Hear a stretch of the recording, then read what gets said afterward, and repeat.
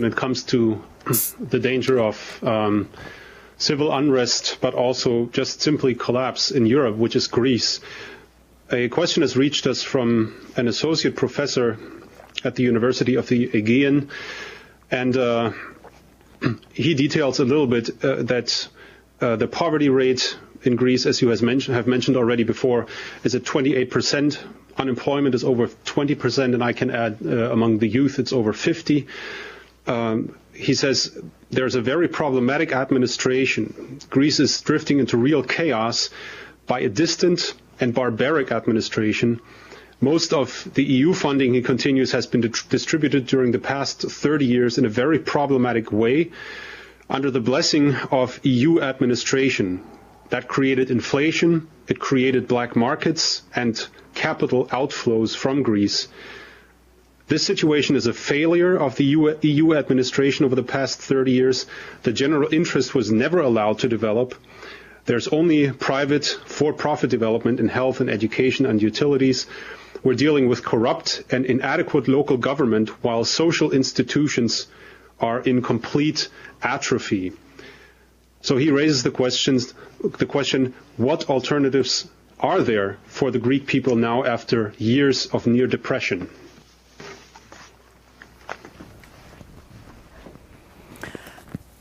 Well, I think that Greece has no other chance than to leave the euro, to re-establish sovereign control over its own currency and economy.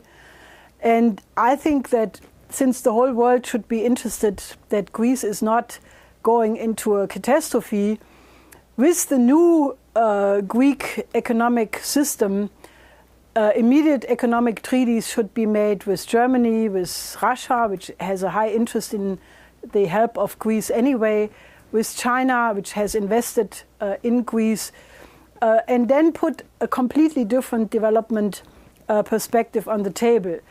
I mean, all the proposals by the EU do not mention the creation of jobs, the building of industries. And obviously, if you squeeze a lemon, you can only squeeze it to a point and then it's empty.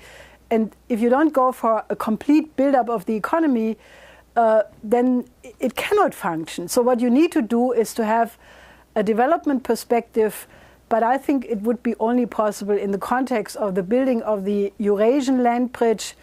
We need a kind of Marshall Plan. I don't like to use the word Marshall Plan because it has a bad connotation with Marshall, but it's an image that we take the entire region of the southern Europe, parts of Turkey, Greece, Cyprus, Italy, Spain, Portugal, and build up this region in the context of the infrastructure corridors coming from the Eurasian integration, through such corridors. Build maglev trains, build real industry. Greece should pick a couple of industries where it has the ambition to become the avant-garde on a worldwide scale. Make an incentive for the 50% unemployed engineers to stay in the country, to get jobs in these industries. Call back the other educated people who already have left the Greece because they don't see a future there. And then build Eurasian land bridge through Egypt into Africa, through Sicily, a bridge or tunnel from Sicily to Tunisia or Morocco, build the Eurasian land bridge through the Strait of Gibraltar. And that way you overcome the underdevelopment of the Mezzogiorno, because the Mezzogiorno is de facto equally underdeveloped. It's only the north of Italy which is developed. Spain, apart from the real estate bubble, has almost no industries, the same for Portugal. And then use that development of Southern Europe with the development of a crash program for Africa. I mean, this is one thing I could have mentioned earlier, but let me do it now. I mean, if you have Europe, Europe does not have to be an empire to, make its to defend its position. It doesn't have to use drones to keep refugees running away from hunger and disease in Africa. If Europe would decide to be an alliance of sovereign republics, we could take it as our mission to develop the African continent. Right now, Africa is threatened with, you have the hunger crisis at the Horn of Africa, Eastern Africa. Now you have a new crisis of 13 million people about to die in the western parts. Now, why don't we use this crisis to say we stop colonialism in Africa and we work together with the countries of the African continent to build up Africa to be livable for all the people who are there. In that case, the whole Mediterranean region, including Greece, would be like the jump start or the place from which this development could take off. And I think we have to think about transforming the entire region, not only the Mediterranean, Africa, but also the Middle East.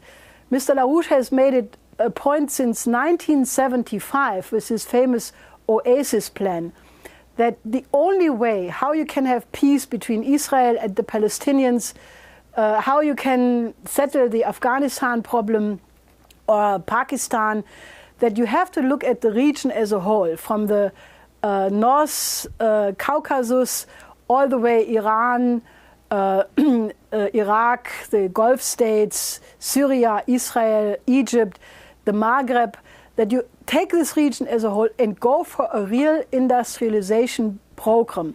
Because only if you put in a development perspective, which makes it more interesting for all the parties which have had wars for ages, to work together for the benefit of all, that you can hope to settle these historical, ethnic, religious and other conflicts. If it is clear that there is a joint commitment of Russia, China, Iran, India, Pakistan to develop this region, then you can solve problems like Afghanistan or other problems like the reconstruction of Iraq or the Israeli-Palestinian problem. If we don't do that, the world will blow up.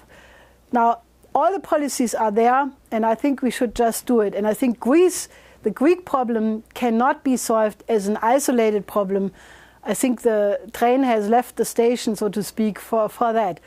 I think we need to have a complete change of the agenda and go for a true transformation of the planet to make it habitable for all human beings on this planet.